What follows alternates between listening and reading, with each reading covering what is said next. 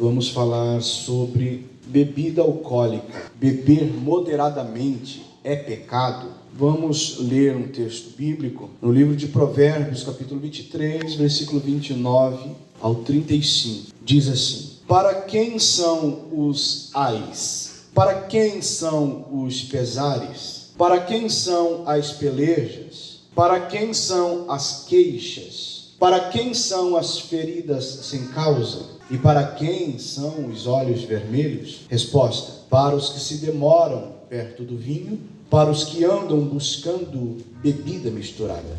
Conselho: não olhes para o vinho quando se mostra vermelho, quando resplandece no copo e se escoa suavemente. No seu fim, morderá como a cobra, e como o basilisco picará. Os teus olhos olharão para as mulheres estranhas, e o teu coração falará perversidades. E serás como o que dorme no meio do mar, e como o que dorme no topo do mastro. E dirás: espancaram-me e não me doeu, bateram-me e não o senti. Quando virei a despertar, ainda tornarei a buscá-la outra vez. Depois nós vamos falar um pouquinho mais desse texto, e eu quero falar do aspecto físico, a princípio, da bebida alcoólica. Do álcool em si, a gente percebe uma dificuldade muito grande. A gente vê que essa geração ela tem dificuldade de ter certas convicções. Por que será que ainda existem certas dúvidas como estas em alguns corações de pessoas que não são novas na fé e não são ingênuas na palavra? Então eu vou falar da parte física e claro que vai ter aqui muitos termos técnicos. O que acontece com o corpo quando ele absorve o álcool? A Organização Mundial da Saúde considera o álcool uma droga tóxica. Então o álcool é considerado uma droga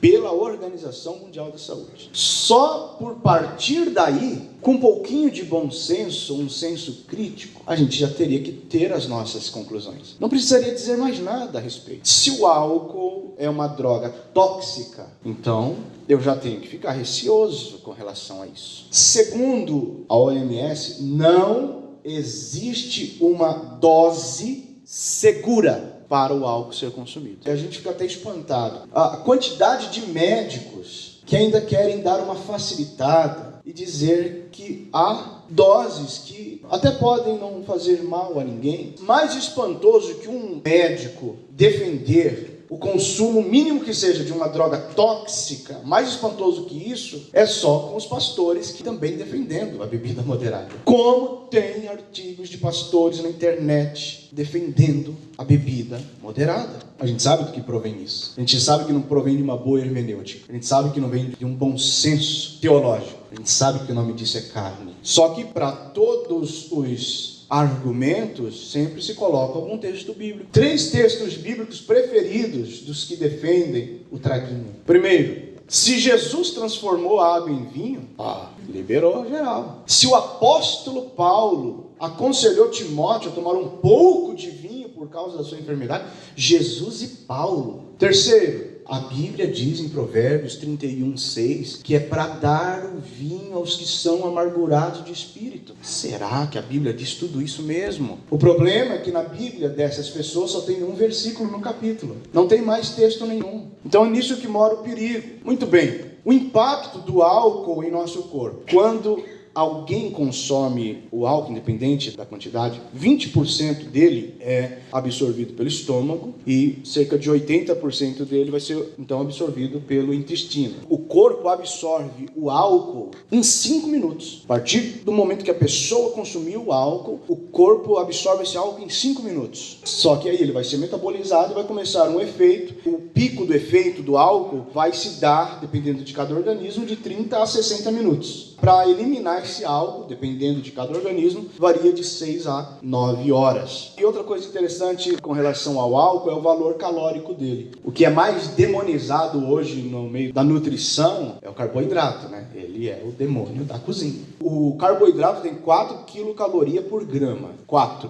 O álcool tem 7,1 quilocaloria por grama. É mais calórico, quase o dobro do carboidrato. Aí a pessoa diz, eu não como massa. Aí vai lá tomar um traguinho. A gordura tem 9 quilocalorias por grama. Então, o álcool é um pouco menos calórico que a gordura. Falar da gestante, que a gente sabe que não pode ingerir o álcool consegue atravessar a membrana placentária e chegar ao feto exatamente nas mesmas proporções que se encontra no sangue da mãe. Não é proporcional ao feto, é proporcional ao sangue da mãe. O que a mãe absorver, o feto absorve. E lembra que eu disse que o álcool é absorvido em 5 minutos. Então é muito mais tóxico para o feto do que para a própria mãe. Os perigos do álcool. O álcool ele é classificado como uma droga bifásica, ou seja, tem 2 fases. A primeira fase é a que nós vamos falar aqui, a fase da moderação. Beba com moderação. Que tem pouca ingestão, uma ingestão moderada, né? Então nessa fase, a medicina diz que na fase da moderação, a pessoa ingere o álcool, o corpo absorve esse álcool e vai começar a acontecer um metabolismo. Então canais de cálcio são abertos no corpo. E é isso que libera a dopamina. Então é por isso que a pessoa fica dopada. Ela não tem muita reação, não tem muito reflexo e nem sensibilidade. Nós lemos aqui, versículo 35. Espancaram-me e não me doeu. Bateram-me e não senti. Porque a dopamina, ela é um neurotransmissor que dá essa sensação de bem-estar. A pessoa fica confortável, e ela fica confortável em qualquer ambiente. A pessoa ela fica sem noção, sem o senso de lugar, na verdade. Ela bebe alguma coisa, ela está em casa em qualquer lugar. É a sala dela. Ela fica tranquila. Ela perde o senso de autocrítica, ela fica mais hilária, ela perde a timidez por causa da dopamina. Aí a pessoa chega no final do dia, um dia estressante, um dia de trabalho, o que a pessoa quer? Ela quer ter aquela sensação de bem-estar, de conforto que a dopamina proporciona. Então antes dela chegar em casa, o que ela faz? Traguinho. E desfrutar daquela sensação que satura muito rápido, que termina muito rápido, dependendo do quanto toma, né? Qual é o perigo dessa fase? A pessoa já fica assim, na fase, então, da moderação. Na fase da moderação, ela já ingeriu o álcool. Na fase da moderação, ela já está tendo seu corpo dominado e ela está correndo alguns riscos. O maior perigo dessa fase é que ela vai levar a pessoa para a segunda fase. Porque toda embriaguez começa com a primeira dose. Ninguém se embriaga se não passou pela primeira dose, pela fase da moderação. Porque pelo fato da dopamina saturar muito rápido, a pessoa vai passar a consumir mais vezes o álcool, ou vai mudar o tipo de bebida para que seja algo mais forte, assim como é com todas as drogas. Então, a pessoa entra na fase 2. E nessa fase 2 vai aumentar o influxo do principal neurotransmissor inibidor do sistema nervoso central, que é chamado de GABA. Aí quando isso acontece, a pessoa ela vai sair daquela fase de extroversão, vai sair daquela fase de conforto e ela vai entrar num estado de melancolia, num estado de depressão.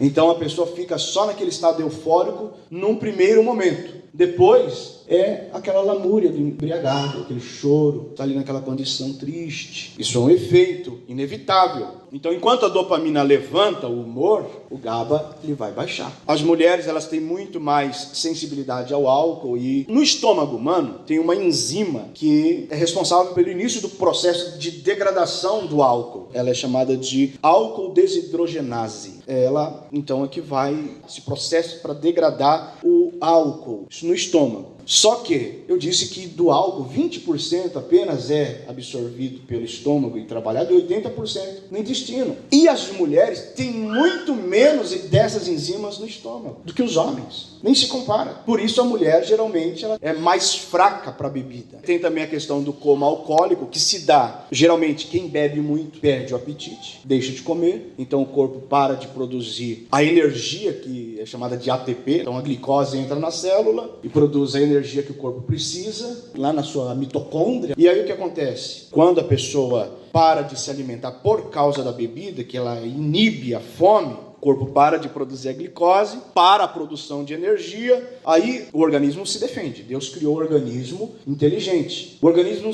percebe que não está tendo mais aquela produção de energia através da glicose que entra na célula, então o organismo vai ativar um fenômeno chamado gliconeogênese. Neo é novo, gênese é origem, é formação, é criação. Então, uma nova formação de glicose. Só que para isso, o organismo vai usar aminoácidos, vai usar gordura. Esse processo acontece no fígado. Essa sobrecarga vai acontecer no fígado. Por isso é ali que começa o grande problema de quem consome bebida alcoólica. Algumas enzimas no fígado são inibidas pelo álcool.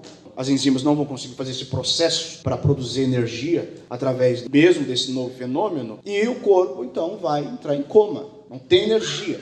A glicose é inibida pelo álcool, a pessoa fica sem energia e aí entra em coma. Precisa ir lá para o médico tomar a glicose através do soro para o corpo se restaurar. O efeito do álcool no fígado. O álcool ele é chamado de etanol. O álcool é o etanol. Literalmente, é o etanol do posto de gasolina. Aquele etanol é o mesmo álcool da bebida alcoólica. Muda alguma coisa de octanagem, enfim. Só que o carro precisa do álcool. O corpo não. Deus não criou álcool na veia do ser humano. Na veia é água. Tem hidrogênio, né? É um dos compostos do sangue. Nós somos compostos de água, 70%. Então nós não precisamos do etanol. E o etanol, quando ele chega no fígado para fazer todo esse processo de metabolismo, então essa enzima álcool desidrogenase, no fígado o etanol é transformado em etanal. A etanol é chamado de acetoaldeído. Quando o etanol é transformado em etanol no fígado, é aqui que entra o maior perigo do álcool, porque o álcool em si, ele só é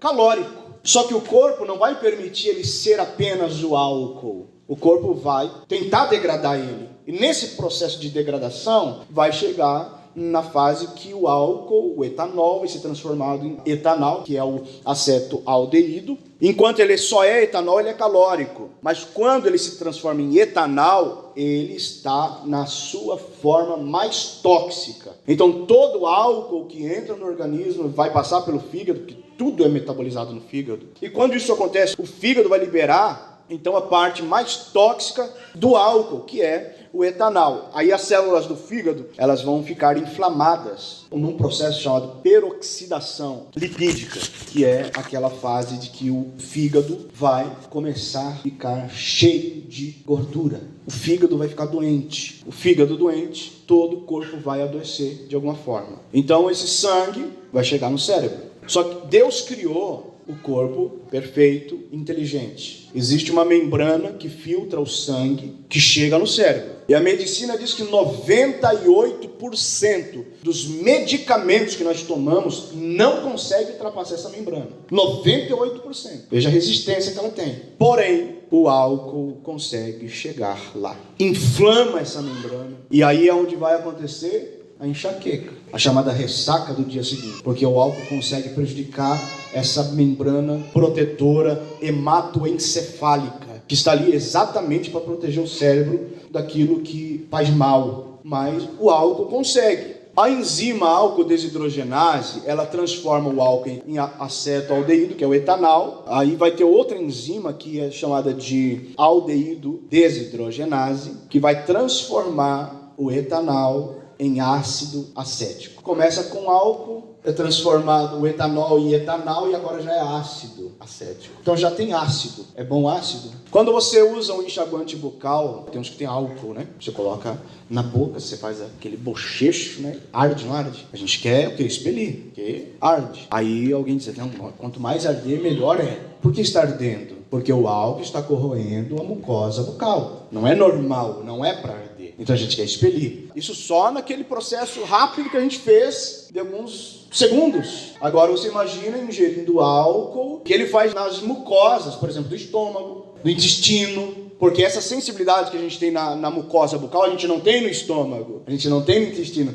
Mas o álcool, da forma que ele está corroendo a mucosa bucal, ele está corroendo também a mucosa do estômago, a gente só não está sentindo. Então ele vai se transformando em ácido. E a questão é que esse ácido, dentro da célula, é transformada em uma enzima chamada acetilcoenzima A, ou acetil-CoA. Ela sobrecarrega a célula, e essa célula sobrecarregada não vai conseguir transformar toda essa quantidade de álcool em energia. Vai sobrecarregar, e esse excesso vai ser transformado em um outro ácido, chamado ácido lático, que vai ser transformado em um lactato, que para virar lactato, teve que liberar um radical livre. Um radical livre é uma molécula cujo número de átomos é ímpar. Então, se a molécula tem um número ímpar de átomos, ela é imperfeita. E para ela conseguir se tornar perfeita, ou seja, arrumar um número par, ela vai começar a capturar elétrons de proteínas do corpo. Ela vai tentar se recompor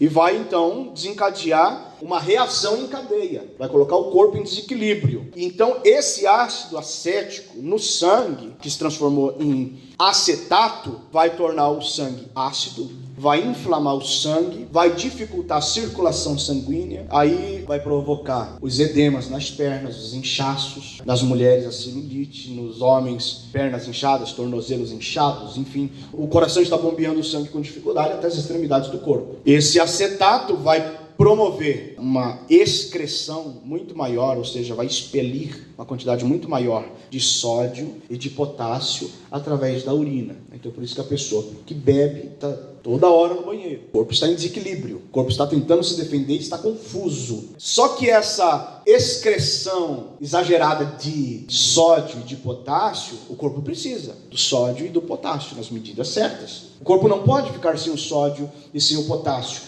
Quando isso acontece, o cérebro começa a ser afetado pela falta desses minerais. O acetato ele é chamado de quelante, ou seja, ele atrai minérios com ele, então ele não sai sozinho. Ele sai, mas ele leva também o que é bom com ele. É como se ele passasse, o acetato está no sangue, onde tiver um sódio ele pega, onde tiver um potássio ele pega e leva com ele. E tira do corpo. Isso vai fazer falta. Onde? No cérebro. E é onde o sistema nervoso central começa a ser prejudicado com uma determinada leseira. A pessoa ela fica com preguiça, com desânimo, ela fica sem energia, fica mais lenta, né? Porque esse aporte de vitaminas importantes para o cérebro está sendo diminuído. O acetato está mandando embora. E é por isso que a pessoa alcoólatra, mesmo quando não está sob efeito do álcool, ela é mais lenta, tem outro ritmo de vida. Mas todo esse fenômeno ele acontece com qualquer pessoa que ingere o álcool. O álcool faz isso em qualquer um. Só que na pessoa que está na fase 2, claro, que de uma proporção muito maior. Só que tudo isso que eu estou falando, o álcool faz no corpo de qualquer um que ingeri-lo. Começa a prejudicar o organismo. Então o consumo do álcool vai trazendo lesões no estômago, no intestino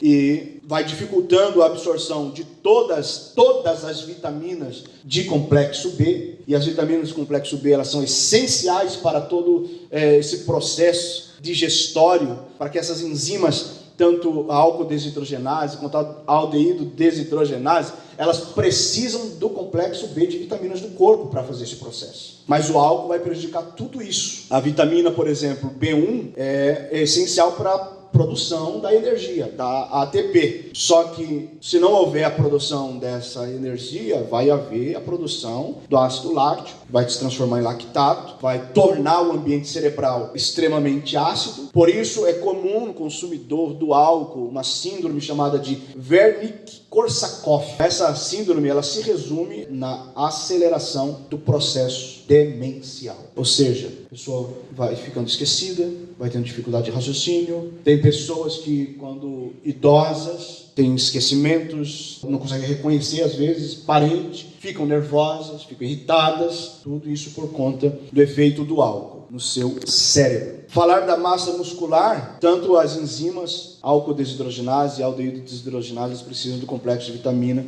B para fazer o seu trabalho. O colesterol é a matéria-prima para a produção de alguns hormônios no corpo. E na questão dos homens, das mulheres em menos quantidade, falamos de testosterona, um hormônio importante para o organismo do homem. Só que essa produção desse esteroide natural no corpo do homem vai ser prejudicado também por conta do consumo do álcool. As enzimas que fazem a transformação do colesterol em testosterona, chamadas de hidroxiesteroides e desidrogenases, precisam da vitamina B3 para trabalhar. Mas a maioria dessas vitaminas é consumida no fígado quando o etanol foi transformado em etanol. Então ali já houve um uso excessivo dessas vitaminas, já no fígado, quando o álcool foi transformado em etanol. E quando o corpo precisa da produção de testosterona, essas enzimas não vão encontrar vitamina suficiente. Então o aumento do consumo de álcool vai diminuir os hormônios que estimulam as células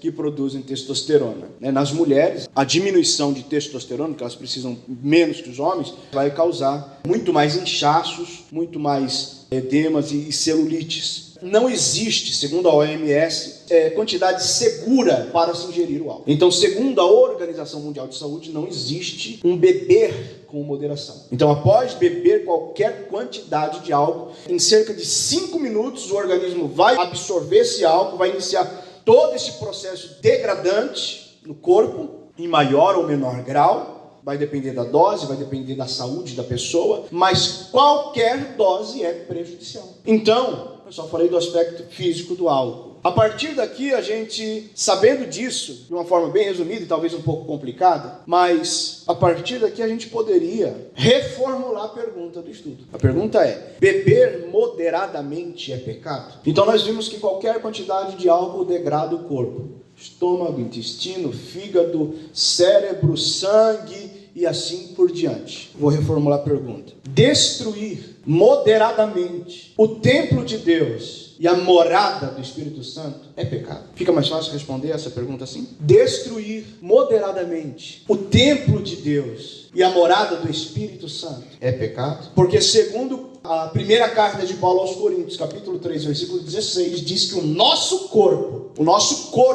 é templo de Deus e morada do Espírito Santo. E o álcool vai fazer mal ao corpo. Ele corrompe o corpo, ele degrada o corpo em qualquer quantidade. Mas existe, ou seja, a pessoa está destruindo o corpo moderadamente, devagarinho. Você pode demolir um prédio implodindo ele. Instala dinamites, o prédio vem abaixo em segundos. Agora, pessoas que não têm condições para isso, vão lá com um martelinho, uma talhadeira, vão tirar a porta, vão tirar a janela, vão tirar a torneira, vão tirar os fios e vão destruindo moderadamente o prédio. Qual é a diferença de uma destruição para outra? A velocidade. É que, na verdade, existe um mito. Eu chamei para esse estudo de o mito do cálice diário de vinho. Já ouviu falar desse mito? Porque o médico recomenda um cálice de vinho por dia. A gente costuma dizer que quem vive da tua doença não vai apresentar a cura para você. E o vilão desse mito é chamado de resveratrol. O resveratrol é um antioxidante que está na uva. Quanto mais escura a uva, quanto mais preta ela for, mais resveratrol ela tem, mais esse antioxidante ela tem. E como ele é um antioxidante, ele vai combater as oxidações, faz bem às coronárias, ao nosso miocárdio. Tem na uva. Vou consumir um resveratrol,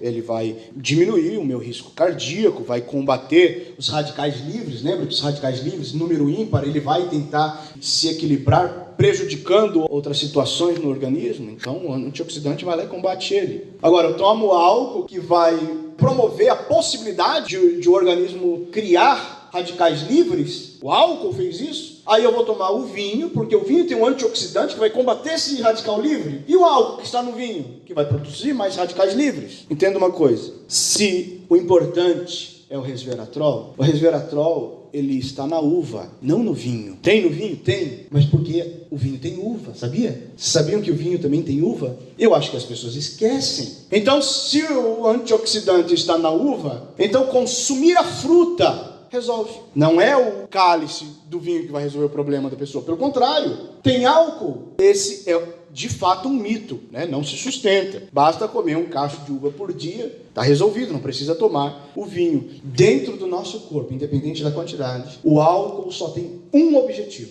destruir nosso cérebro e nosso coração. Esse é o objetivo do álcool. Então, se o objetivo do álcool é destruir o meu cérebro e o meu coração, eu posso fazer isso moderadamente? Porque até hoje eu não entendi o que é beber socialmente, que as pessoas dizem. O álcool é uma droga bifásica. Primeira fase, com moderação, pouca quantidade. Mais uma droga bifásica, ela é chamada assim porque existem 2 fases. A primeira vai levar para a segunda. Essa questão, as pessoas gostam de beber, Na verdade, elas não gostam do álcool, porque o álcool é ruim. Ele não é feito para ser ingerido. As pessoas gostam do efeito que ele causa. Por isso que ninguém bebe álcool. Ninguém compra álcool. Gosta do álcool? Então bebe álcool. Não. Comprar um álcool que tem algum outro sabor para poder sentir esse efeito. Então eles vão precisar aumentar sempre a dose para que esse efeito desejado seja alcançado. A pessoa toma tanto vinho, gosta tanto de vinho, não gosta tanto do vinho. Gosta do efeito que causa. Que se fosse só tomar o álcool que tem no vinho, ele não tomaria. Por conta do sabor. Então, por exemplo, aqui, olha, bebida, cada 100 ml, quanto possui de etanol? Cerveja, 100 ml. Possui 5 gramas de etanol, 100 ml. Ninguém bebe 100 ml de cerveja, né? Vinho, 100 ml, 10 gramas, o dobro da cerveja. Vodka, 100 ml, 40 gramas. Whisky, 45 gramas. Cachaça, 45 gramas. Enfim, é muito etanol em pouco ml. E que fosse 1 grama de etanol vai prejudicar o corpo, porque o álcool só tem um objetivo: destruir o cérebro e o coração. O tempo não vai permitir, mas eu vou entrar agora aqui no aspecto bíblico. Não precisaria, mas é só para fins mesmo de conhecimento dos textos e alguma interpretação. Porque não precisaria alguém com mínimo de senso crítico, independente de religião, independente de acreditar na Bíblia, falar essas características do álcool e o efeito que ele causa no corpo. Eu não preciso da Bíblia para me dizer que isso faz mal para mim. Independe de fé, aqui entra a questão de razão, de inteligência. É pecado, então, no aspecto espiritual, eu praticar? Claro que é. Mas independente se eu acreditasse que é pecado, que não é pecado, me prejudica. O objetivo do álcool é me matar. Porque até agora eu não falei que é a Bíblia que condena. Até agora eu não falei nenhum texto bíblico que diz, olha, aqui está escrito assim. Eu falei do aspecto físico da coisa. Eu falei do ponto de vista da medicina séria. Então já seria suficiente para eu dizer, peraí, então isso aí para mim não. Aí nós lemos Provérbios 23, 29, dizendo que os ais, as dores, os pesares, as pelejas, as queixas, as feridas, os olhos vermelhos, para quem são? Para os que se demoram perto do vinho. São essas pessoas que vão sofrer por conta exatamente da prática da bebida. Para os que andam buscando bebida misturada. Aí vem o conselho no versículo 31. Não olhes para o vinho quando ele se mostra vermelho, quando resplandece no copo e se escoa suavemente, porque é uma tentação para a pessoa que gosta. Então, o conselho bíblico é, então, nem olhe. Ou seja, nem vá onde tem. Não compra, não leve para tua casa. Certo? É o que está escrito assim, em outra linguagem. Aí diz aqui no versículo 22, qual é o fim? O seu fim morderá como a cobra, como o basilisco picará, como a serpente venenosa picará. Esse é o fim do consumo. Não vai dar coisa boa. Como a pessoa vai ficar? Os teus olhos olharão para mulheres estranhas. Quem é a mulher estranha? Qualquer uma que não é a tua. Há uma literatura apócrifa, judaica, data aí do século I a.C., chamado de Testamento dos 12 Patriarcas. E nessa literatura tem uma frase assim: o espírito da prostituição tem como servo a maioria das traições, dos adultérios, das prostituições. Grande parte inicia com a bebida. Os teus olhos olharão para mulheres estranhas, e o teu coração falará perversidades. Aí eu fico pensando, então, o que é beber socialmente? A pessoa vai beber, ela vai ficar alterada. Já na primeira fase, no beber com moderação, já vai entrar o processo que vai produzir a dopamina, a pessoa já vai ficar fora do seu estado normal. Vai ficar bem confortável. O tímido deixa de ser tímido. A pessoa fica hilária. A pessoa fica à vontade. Perde o senso de espaço, de lugar. Perde a autocrítica. Perde a vergonha, literalmente. E vai perder o respeito. Tanto pelo seu cônjuge, quanto pelo cônjuge dos outros ou pelas outras pessoas. Aí o ambiente, eu só vou lá beber socialmente, vou tomar minha cervejinha no barzinho, no lugarzinho, né? Já percebeu que é tudo inho quando as pessoas querem fazer coisa errada? Tudo inho. Só que é um ambiente que contamina os olhos, que contamina os ouvidos, ou não? Ou só se ouve coisas boas nesses lugares? Ou não contamina os olhos? Porque toda propaganda de bebida alcoólica tem um apelo sexual. Toda propaganda de bebida alcoólica tem que ter uma mulher seminua. E todos os lugares vão apelar para isso, para atrair. principalmente os homens. Os teus olhos olharão para mulheres estranhas. Está dizendo que a bebida alcoólica vai fazer a pessoa fazer isso. Teu coração falará perversidades. Aqui está falando de tanto que pode falar, tanto do que pode produzir no coração, intenções do coração. Quando fala olhar para mulher estranha, nós já estamos entendendo qual é a intenção desse olhar. Então nós já também estamos entendendo quais são esses sentimentos perversos do coração. Adultério não acontece da noite para o dia. Tudo isso é formado, tudo isso é criado, isso é construído na vida da pessoa. Será como que dorme no meio do mar e como que dorme no topo do máximo. Então ele ainda diz assim: espancaram-me e não me doeu, bateram-me e não senti. Quando virei a despertar? Aí ele diz que quando tornar, vai beber de novo. Esse é o